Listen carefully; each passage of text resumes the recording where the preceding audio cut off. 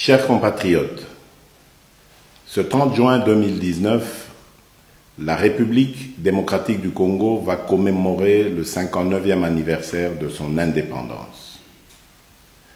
Dans des circonstances normales, nous nous serions réjouis, tous ensemble, en évoquant notamment les hauts faits des hommes et des femmes qui se sont sacrifiés pour que notre pays puisse accéder à la souveraineté nationale et internationale.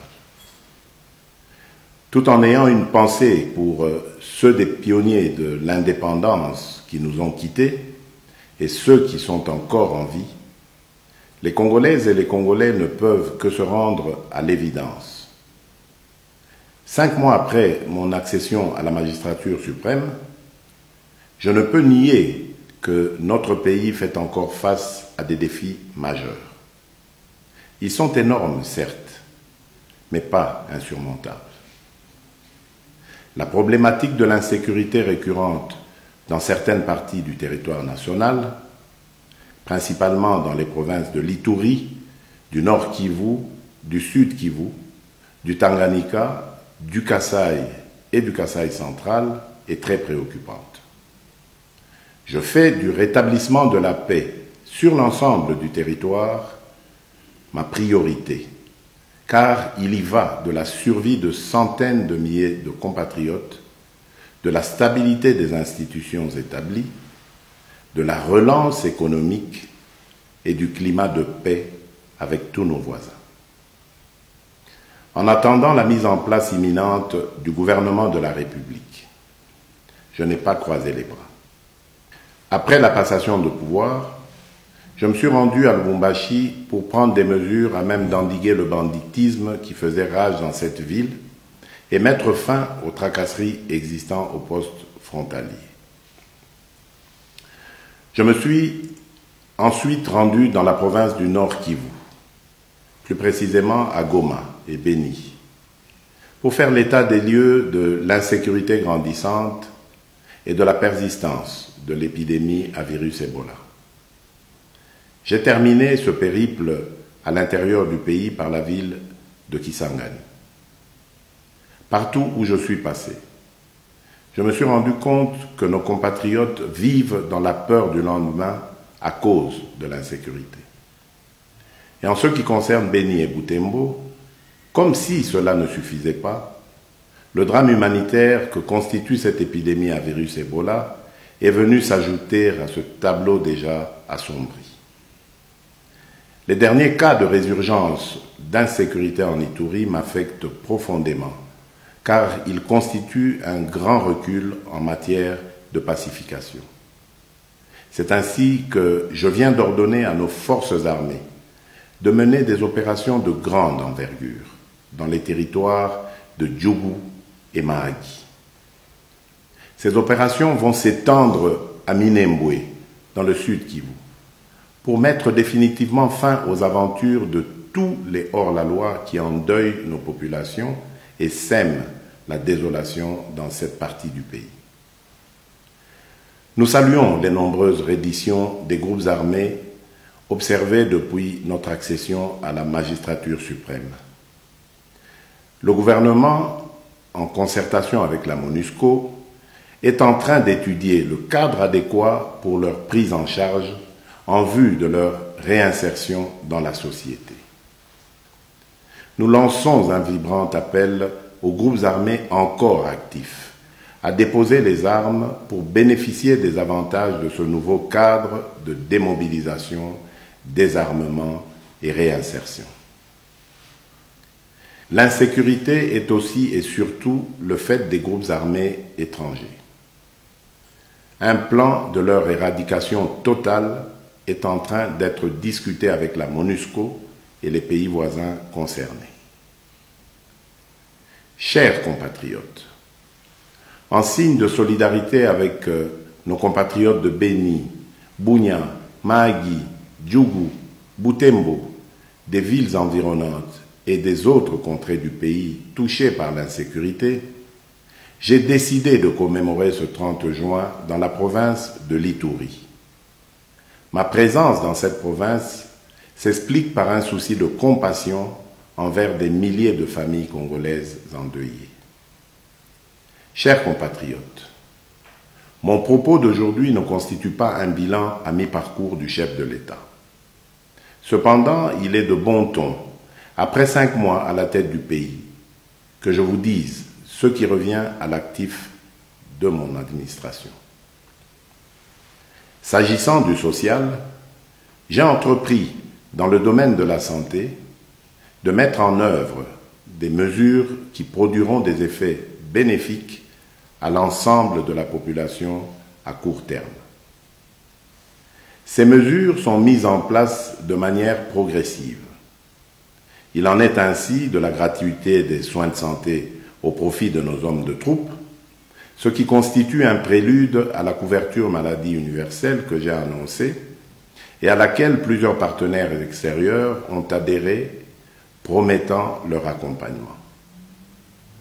Pour renforcer la lutte contre le virus Ebola, j'ai créé un comité de coordination national placé directement sous la tutelle de la présidence qui réunit, outre le ministère de la Santé, des experts congolais dont la renommée en la matière est reconnue au-delà de nos frontières. Je ne ménagerai aucun effort pour enrayer ce fléau. C'est pourquoi, aux actions du gouvernement, j'ai décidé d'associer les leaders politiques locaux et ceux de la société civile, car ce combat nous concerne tous. La problématique de l'eau et de l'électricité à Kinshasa et dans l'arrière-pays se doit d'être définitivement résolue. À Kinshasa, la capitale, certains travaux d'aménagement de modules de traitement d'eau sont à terme et d'autres en cours de finition.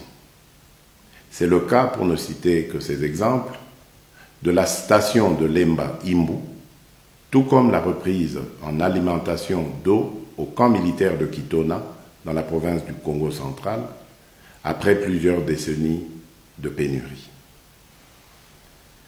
Dans le domaine des infrastructures, les travaux en cours sur l'étendue du territoire national, en particulier des routes et ponts d'intérêt général, démontrent ma détermination à favoriser l'intégration nationale et les échanges entre les provinces. Dans les centres urbains, la ville de Kinshasa a donné le ton avec des travaux d'aménagement, notamment des sauts de moutons, en vue de débarrasser la capitale de ces interminables embouteillages. En ce qui concerne la réhabilitation des routes, plusieurs ouvrages sont en voie d'être achevés à Kinshasa et dans les provinces, comme j'ai pu m'en rendre compte personnellement lors de ma visite dans la Tchopo, où j'ai inauguré 2 ponts d'intérêt national. Des travaux de grande envergure ont été confiés à l'Office des routes dans toutes les 26 provinces et à l'Office des voiries et drainages en ce qui concerne Kinshasa et les principales villes du pays. S'agissant des travaux en province, ils concernent la réhabilitation et la réouverture des routes d'intérêt général, mais aussi la remise en état des ouvrages de franchissement, c'est-à-dire des ponts et des bacs. Nous construisons ces routes et ces ouvrages de franchissement pour une meilleure circulation des biens et des personnes sur l'ensemble du territoire national, ce qui va induire une véritable intégration nationale sur le plan économique. Les produits vivriers seront ainsi facilement acheminés des milieux ruraux où ils sont produits vers les grands centres urbains. Les échanges entre les différentes provinces, selon leurs spécificités et spécialités, vont entraîner l'embellie de notre économie aujourd'hui fortement extravertie. Mon objectif à terme est d'assurer l'autosuffisance alimentaire à toutes les Congolaises et à tous les Congolais. Il est en effet incompréhensible que la République démocratique du Congo, dotée d'innombrables ressources naturelles telles que des terres arables, des fleuves et des rivières poissonneux, des pâturages, puisse importer la quasi-totalité des biens de première nécessité. Le même élan sera poursuivi pour certaines mesures préconisées concernant notamment la baisse des prix des denrées alimentaires. Pour ce qui est des volets politiques et des droits de l'homme, je me réjouis avec l'ensemble des Congolais que notre pays ait connu sa première alternance pacifique et historique à l'issue des élections du 30 décembre 2018. Le mérite revient en premier lieu au peuple congolais qui est allé accomplir son devoir civique dans la paix. Ensuite, l'attitude affichée par mon prédécesseur à propos de l'alternance pacifique a été très déterminante pour le maintien de la paix et de la stabilité dans notre pays. Enfin, le rôle joué par les acteurs nationaux et internationaux impliqués dans le processus électoral a été tout aussi primordial. Concernant les libertés publiques, je ne vous cacherai pas ma satisfaction d'avoir permis la concrétisation de la décrispation politique telle que stipulée dans l'accord de la Saint-Sylvestre. Les exilés politiques sont de retour. Les réunions et manifestations politiques se tiennent sans aucune entrave. Je tiens à vous rassurer sur ce chapitre que les choses iront de mieux en mieux et dans le strict respect des lois de la République et de l'établissement d'un État de droit. Nous n'avons plus de cachots privés dans notre pays. Nos pénitenciers se vident de leurs prisonniers politiques et d'opinion. Plus de 700 prisonniers ont pu être relaxés, comme vous avez pu vous en rendre compte avec la libération notamment de certains cas dits emblématiques. Et pour respecter les standards dans le milieu carcéral, j'ai décidé de l'assainissement des prisons qui sont devenues de véritables mouroirs et de l'augmentation de leur capacité d'accueil. C'est dans ce cadre que les travaux entamés au niveau du centre pénitentiaire de rééducation de Kinshasa, communément appelé prison de Makala, constituent la première étape. Si toutes les manifestations publiques qui se sont tenues jusqu'à ce jour n'ont connu aucun mort, aucune arrestation dans les rangs des manifestants, il est cependant déplorable de constater que ce sont des éléments de la police nationale qui se retrouvent agressés ou grièvement blessés. C'est le cas de la dernière manifestation organisée le 23 juin dernier à Kinshasa. Je me suis personnellement rendu au chevet des victimes d'actes de vandalisme commis par des inciviques, des manifestants mal encadrés qui n'ont pas hésité à s'attaquer aux ouvrages publics, aux paisibles citoyens et à leurs biens. Ceci doit prendre fin et la loi doit s'appliquer dans toute sa rigueur, car je refuse que certains leaders mal intentionnés puissent confondre démocratie et anarchie. Pour renforcer la protection des droits humains, j'ai créé récemment un organisme chargé de lutter contre la traite de l'être humain. Toujours sous ce chapitre, il n'est pas vain de signaler que toutes les tendances politiques ont désormais accès aux médias officiels, notamment la radio et la télévision nationale congolaise, RTNC en sigle. Mes chers compatriotes, 5 mois après mon avènement au pouvoir, je ne peux produire de miracle. C'est pourquoi je fais appel au patriotisme de tout un chacun pour les nombreuses réformes à réaliser en vue de répondre aux besoins multiples et variés de la population. Si nous adhérons tous à la vision selon laquelle tout doit être fait et doit revenir d'abord au peuple, celui-ci a aussi sa part de responsabilité, particulièrement dans le changement des mentalités.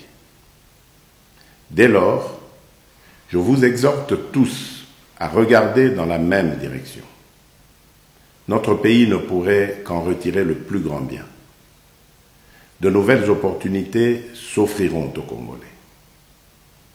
À la faveur de l'amélioration en cours du climat des affaires, la diversification de notre économie attirera de nouveaux investisseurs. Des emplois seront créés au profit des chômeurs et surtout de nos jeunes. Chers compatriotes, enfin, s'agissant de la diplomatie et de la coopération régionale, dès ma prise de fonction, j'ai procédé à la réouverture de la maison Schengen pour normaliser nos relations avec l'Union européenne, qui est un partenaire traditionnel de notre pays. J'ai organisé un premier déjeuner diplomatique.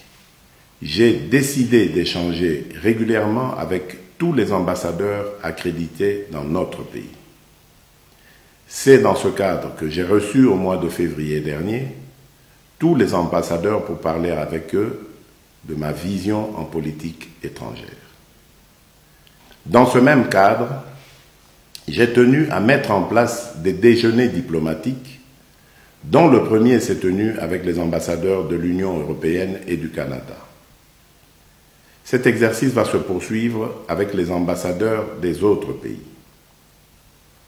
Dans ce domaine, ma politique sera celle de l'ouverture au monde, dans un partenariat gagnant-gagnant.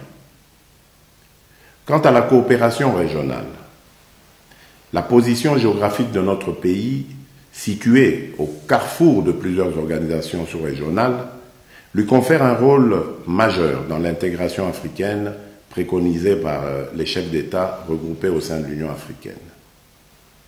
L'intégration africaine étant l'objectif ultime, j'ai entamé des voyages au niveau de la région pour partager cette idée avec mes pairs.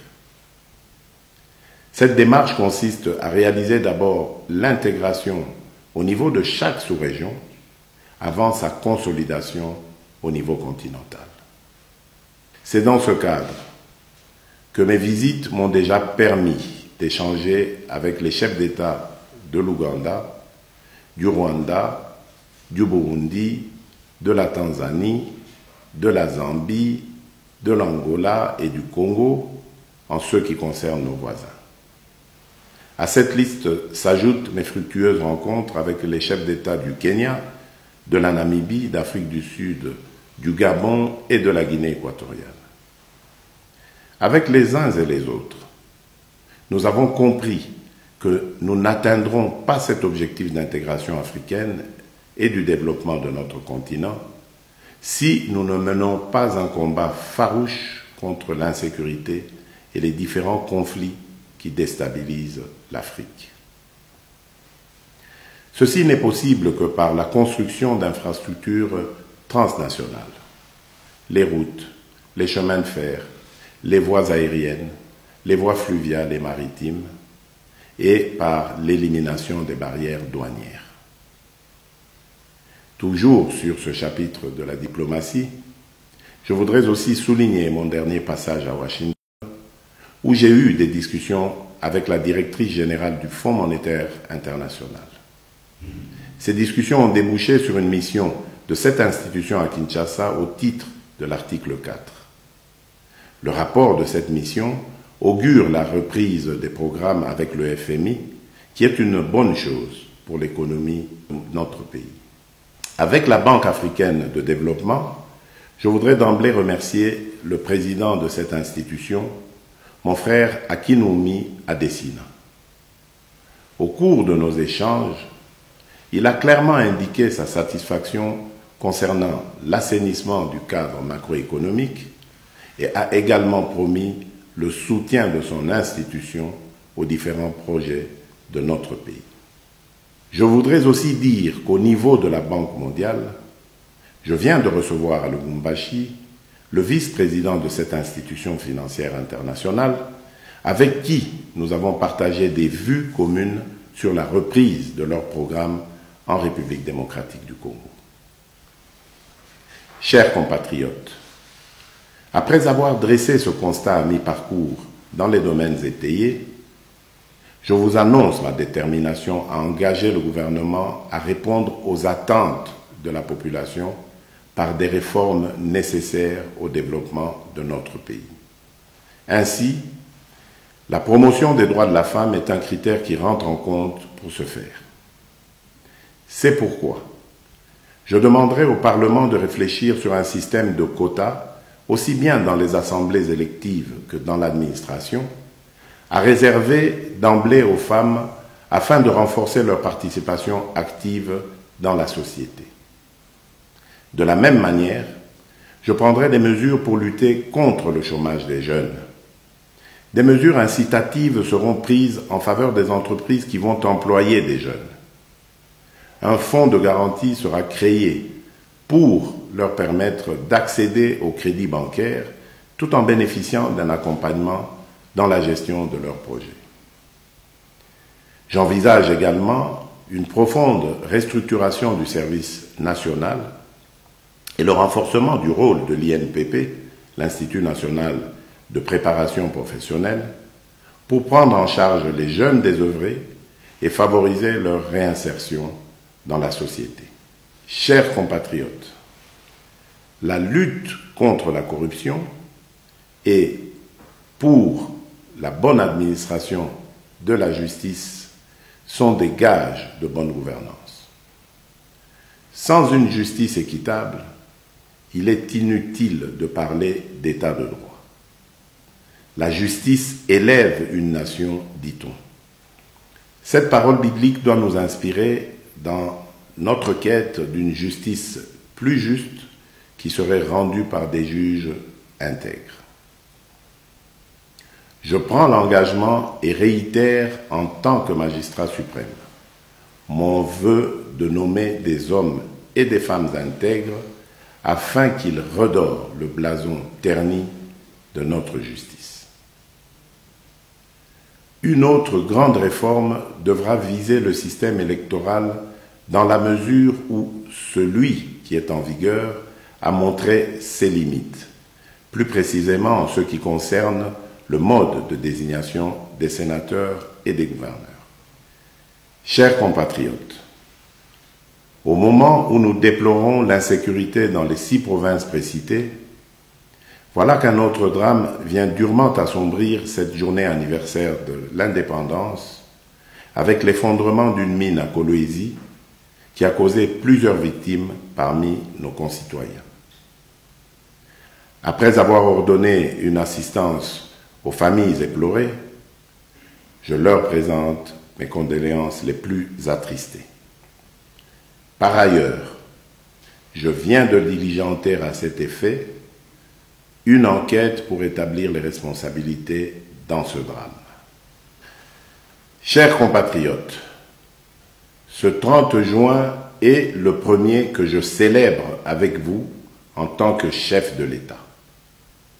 Je l'ai voulu moins fastueux et plus dans la méditation et la prière, ce qui nous permet à tous de faire l'état des lieux afin de mieux nous projeter dans l'avenir. Un avenir que je veux radieux et prospère pour tous les Congolais. Que vive la République démocratique du Congo, que Dieu bénisse notre pays et son peuple. Je vous remercie.